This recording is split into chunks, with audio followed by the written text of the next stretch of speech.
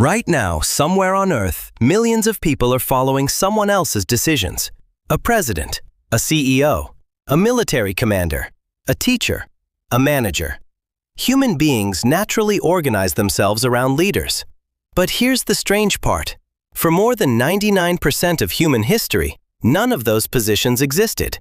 There were no governments, no kings, no presidents, no elections, and no laws. And yet, ancient humans still followed someone. Imagine you're standing beside a campfire 40,000 years ago. Food is running low. A storm is approaching. A child is sick. Predators have been seen nearby. Your tribe has to make a decision. Stay and risk starvation, or leave and risk the unknown. Somebody has to decide. But who? Who was the first boss in human history? And why would anyone listen to them? The answer is far more fascinating than most people realize. Because the first leaders weren't chosen through power. They were chosen through survival. Most people imagine ancient tribes being ruled by the strongest warrior, a giant hunter who controlled everyone through fear. Movies love that image. The problem is that reality appears to have been very different. Ancient human groups were usually small, often containing only 20 to 100 people. In a group that size, everyone knew everyone. You knew who worked hard, who lied, who kept promises, and most importantly, who helped the group survive. That created a problem modern societies rarely face. You couldn't become a leader just because you wanted to. You had to earn it. Imagine your tribe has only enough food for one more day. The strongest hunter wants to move north, but an older woman remembers a river to the south that never dries up. Who do you trust? The answer is obvious. You follow the person most likely to keep everyone alive. Leadership wasn't permanent. It changed depending on the situation. During a hunt, the best hunter often led. During a migration, the person who knew the landscape best took charge. During conflicts, respected elders stepped forward. Leadership moved toward competence. Whoever could solve the problem became the leader. Anthropologists studying hunter-gatherer societies have discovered something surprising. Many groups actively resisted people becoming too powerful. Individuals who bragged too much, acted superior, or tried to dominate others were often mocked, criticized, or ignored. Why? Because cooperation was more important than control. A tribe divided against itself was less likely to survive.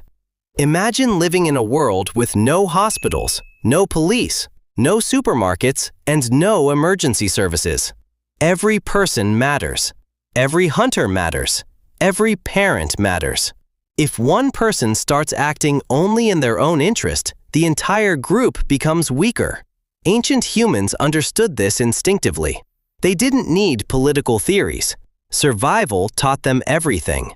And perhaps the most valuable thing a leader could possess wasn't strength. It was knowledge.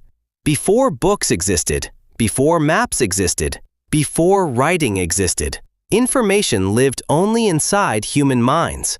Someone remembered where edible plants grew. Someone remembered migration routes. Someone remembered dangerous territories. Someone remembered mistakes that nearly destroyed the tribe years earlier. That knowledge could save lives, and the people who carried it became incredibly valuable. Think about it from a child's perspective. You're growing up in a dangerous world. Every winter is a challenge. Every journey carries risk. Every hunt could fail. Who would you trust? The loudest person? Or the person who has successfully guided the group through difficult times before? Over and over again, ancient humans learned the same lesson. Trust experience. Trust competence. Trust the people who have already proven themselves. This is why elders often became some of the most respected individuals in ancient communities. Today, we sometimes associate leadership with youth, ambition, and innovation. Ancient humans often valued something different: memory, experience, and wisdom. An elder who had survived multiple harsh winters possessed knowledge younger members simply didn't have. They remembered what worked. They remembered what failed. And sometimes that knowledge meant the difference between life and death. But perhaps the most surprising part of this story is that the earliest leaders weren't really rulers at all. They were guides, teachers, problem solvers, people who helped others navigate uncertainty.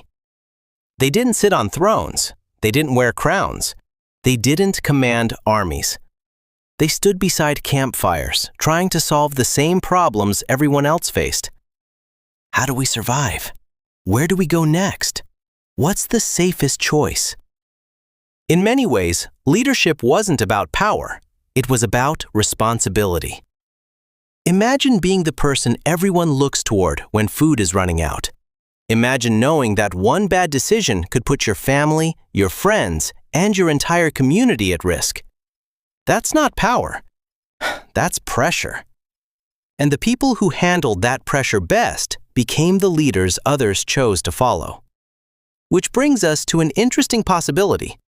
Even after tens of thousands of years, humans may still choose leaders using many of the same instincts that shaped our ancestors.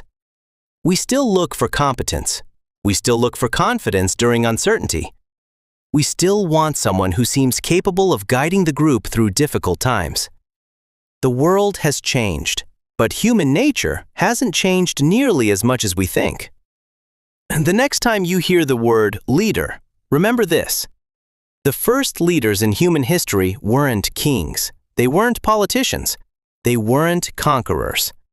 They were ordinary people trying to protect the people they cared about. And in a world filled with danger, uncertainty, and impossible decisions, that may have been the most important job of all.